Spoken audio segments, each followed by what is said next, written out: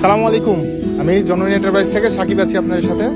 জননী এন্টারপ্রাইজে দীর্ঘ প্রায় 8 মাস পর আমরা এরকম নতুন আরেকটা গাড়ি বডি করেছি। এটা হচ্ছে টাটা 909 এলপি গাড়ি। আমি শুরুতে একটা বিষয় ক্লিয়ার করে দিচ্ছি, এটা হচ্ছে টাটা 909 এলপি। কেউ এটাকে লিলেন বা পরিবহন মনে করে ভুল করবেন না, ঠিক আছে? তো এটা হচ্ছে ঢাকা মেট্রো 13-11-41, অর্থাৎ 2019 মডেল গাড়িটা 2019-এর নভেম্বরে 2019-এর 9 মাস এটা রেজিস্ট্রেশন। তো গাড়িটার সকল কাগজপত্র আপ টু ডেট আছে।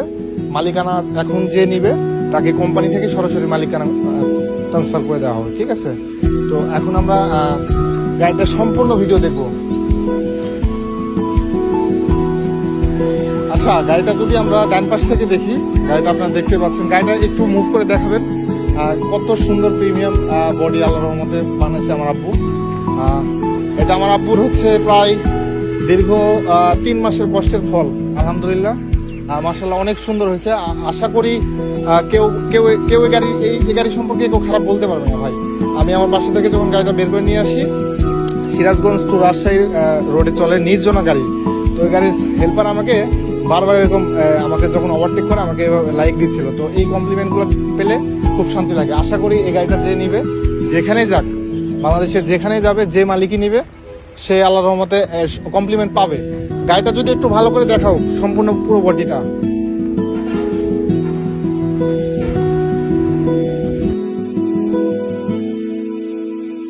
আচ্ছা, এবার আমরা যাবো গাড়িটার বাম পাশে, অর্থাৎ হেল্পার সাইডটা দেখাবো আপনাদেরকে। গাড়িটা একটু জুম আউট করে দেখাবে গাড়িটা বাম পাশ থেকে লুকটা কেমন আসবে। হ্যাঁ,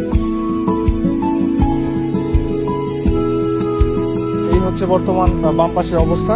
গাড়ি মানে লুক নিয়ে, বডি নিয়ে কোনো কম্প্রোমাইজ হবে না, এবং কোয়ালিটি নিয়ে কোনো কম্প্রোমাইজ হবে না। আর জননী এন্টারপ্রাইজ কেমন কোয়ালিটির বাস বানায় এটা আমাদের যারা কাস্টমার আছে শুধু তারাই জানে। কেননা আমাদের ম্যাক্সিমাম 90% কাস্টমার রিপিট হয়, অর্থাৎ ফার্স্টে একবার যে গাড়িটা নেয়, পরবর্তীতে নির্দ্বিধায় আমাদের কাছে গাড়ি অর্ডার করে, এবং অর্ডার করে বডি করে বের করে নিয়ে যায়, বানিয়ে নিয়ে যায়।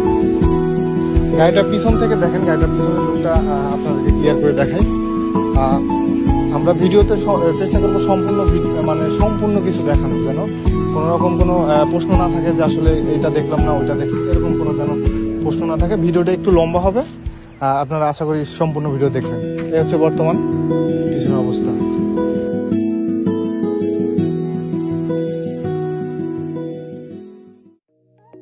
আচ্ছা, আমরা আজকে এখন ভিতরে ভিডিওটা আপনাদেরকে দেখাবো, ভিতরে কি অবস্থা এটা আপনাদেরকে দেখাবো। আসুন প্লিজ।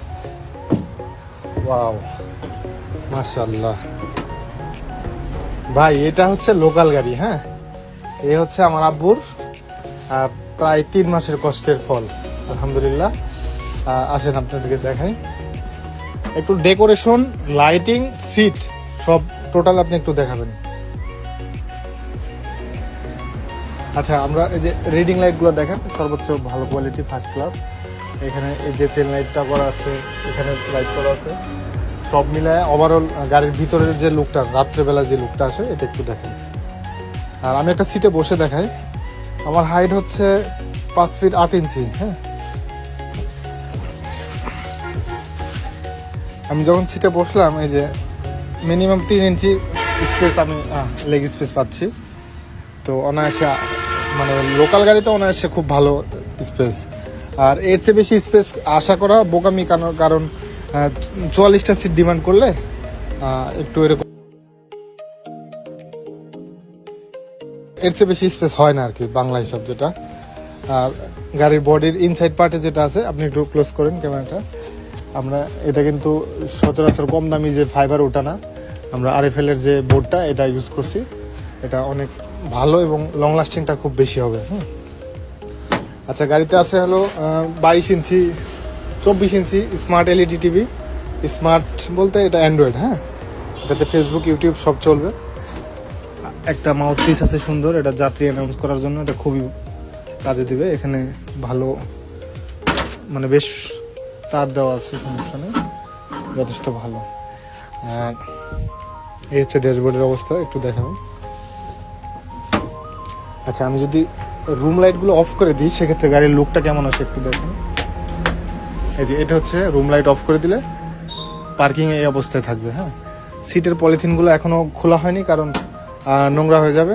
যে নিবে সে মানে নিয়ে যে তারপর সিটের পলিথিন খুলবে ইনশাল্লাহ। আচ্ছা, আমরা ইঞ্জিন এবং গিয়ার বক্সটা আপনাদেরকে দেখাই। আচ্ছা, এখন আপনাদেরকে ইঞ্জিন সাইডটা আমি দেখাবো। আপনি একটু ক্লোজ হন, ইঞ্জিনটা দেখান। ইঞ্জিনের বর্তমানে এই কন্ডিশন। আর এটা হচ্ছে 2019 মডেল গাড়ি। আমরা ঢাকা থেকে নিয়ে আসার পরে ইঞ্জিন খুলছি, খুলে রিং, স্লিপ, পিস্টন, হ্যাঁ যা যা লাগে সব কিছু নতুন দেওয়া আছে, অর্থাৎ ফুল ইঞ্জিন নতুন। ওকে, আমি ইঞ্জিনটা করে দিছি এই কারণে, আমার কাছ থেকে গাড়িটা নেওয়ার পরে আপনার 6 মাস পর দেখা যাচ্ছে ইঞ্জিন গ্যাস মারতেছে, এত সুন্দর বডি, মানে আপনার তখন যখন ইঞ্জিন করতে হবে এটা খারাপ দেখাবে, যার কারণে আমি নিজে ইঞ্জিন করে দিছি। আর পাম্পের যে বিষয়টা, ইঞ্জিন করার পর আমার কাছে মনে হয়েছিল যে পাম্পটা একটু দুর্বল আছে, তো আমি পাম্প খুলিনি। পাম্প খুললে অ্যাকুরেট হয় না। একটা রিকন্ডিশন পাম্প আমি 2023 মডেল পাম্পটা পাইছি বগুড়াতে।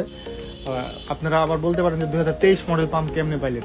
এটা হচ্ছে বগুড়ার ওই সাইডে ম্যাক্সিমাম গাড়ি এখন গ্যাস করে, হ্যাঁ ভালো ভালো গাড়ি নিয়ে এসে গ্যাস করতেছে, তো ওই গ্যাস করা গাড়ি থেকে আমি পাম্পটা নেওয়া।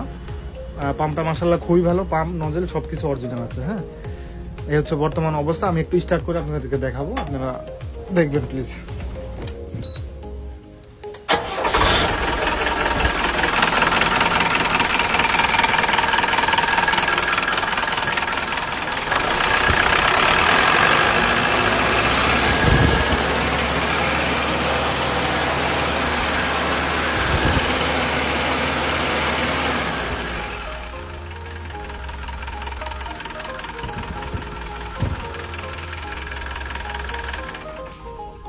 তো স্টার্ট করে সর্বোচ্চ আরপিএম ধরি নাই, এটা ঠিক না, আপনারা হয়তো জানেন। জাস্ট একটু দেখাই দিলাম এই আর কি ইঞ্জিনের এই অবস্থা। ইঞ্জিন সম্পূর্ণ নতুন করছি, পাম্পটা 2023 মডেল চেঞ্জ করছি, পাম্প নজেল অরিজিনাল। এখন দামের যে বিষয়টা সেটা আপনাদেরকে বলি। যাদের বাজেট ভাই 21 লাখের আশেপাশে আছে, শুধু তারাই যোগাযোগ করবেন।